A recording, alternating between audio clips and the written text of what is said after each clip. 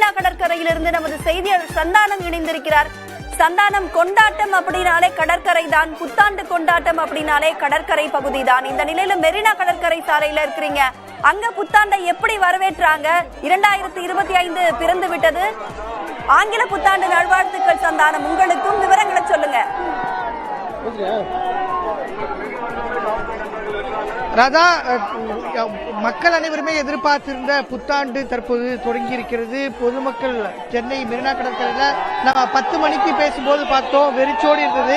புத்தாண்டு கொண்டாட்டத்திற்கான அடையாளமே இல்லாத ஒரு நிலை இருந்தது. தற்போது பார்க்கிறோம், இந்த பகுதியில் சரியாக ஒரு 11 மணிலிருந்து பொதுமக்களுடைய வருகை என்பது அதிகமாகிக் கொண்டே இருந்தது. தற்போது ஏராளமான இளைஞர்கள் தற்போது இங்க புத்தாண்டை கொண்டாடி வரக்கூடிய காட்சிகளை நம்ம நேரடியாகவே பார்க்கக்கூடிய ஒரு சூழல் என்பது இருக்கிறது. சென்னை மெரினா கடற்கரை, பெசன்ட் நகர் கடற்கரை மட்டும் இல்லாமல் பல்வேறு பொது இடங்களில் உற்சாகமாக தற்போது இந்த புத்தாண்டை பொதுமக்கள் வரவேற்று வரக்கூடிய காட்சிகளை நம்ம பார்க்கிறோம். ஒரு புறம் பொதுமக்கள் கொண்டாடி வர, மற்றொரு புறம் சென்னை முழுவதும் பார்த்தா இந்த புத்தாண்டை கொண்டாடுவதற்கு காவல்துறையினர் தயாரா இருக்காங்க. இன்னும் சற்று ஒரு சில நிமிடங்கள்ல இங்கு காவல்துறை போக்குவரத்து ஆணையர் சுதாகர் ஐபிஎஸ் தலைமையில் இங்க காவல்துறை கொண்டாட இருக்காங்க.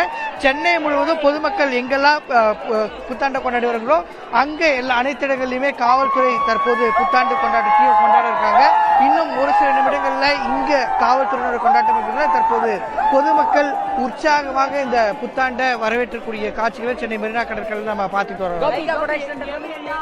தமிழகம், புதுச்சேரி உட்பட பல்வேறு மாவட்டங்கள்ல இருக்கக்கூடிய மக்கள் உற்சாக மிகுதியில 2025 வரவேற்றுக் கொண்டிருக்கிறார்கள். ஆட்டம், பாட்டம், கொண்டாட்டம் என்று மக்கள் மிகுந்த உற்சாகத்தோடு இந்த 2025 புத்தாண்டை வரவேற்றிருக்கிறார்கள். மெரினா கடற்கரைகள் மட்டுமல்ல, பெசன்ட் நகர் கடற்கரை, கடலூர், பல்வேறு மாவட்டங்கள் இருக்கக்கூடிய மதுரை, கோவை, திருச்சி, சேலம், நெல்லை, புதுவை உள்ளிட்ட பகுதிகளில் இருக்கக்கூடிய மக்கள் புத்தாண்டை கொண்டாடி கொண்டிருக்கிறார்கள். 2025 நமக்கு நம்பிக்கை தரக்கூடிய ஆண்டாக அமையும் என்ற நம்பிக்கையோடு 2024 விடைபெற்று விட்டது. 2025 பிறந்து விட்டது. பல்வேறு தகவல்களை செய்தியாளர்களும் களத்திலிருந்து வழங்கிக் கொண்டிருக்கிறார்கள். நன்றி சந்தானம், தகவல்களை வழங்கியவைக்கு.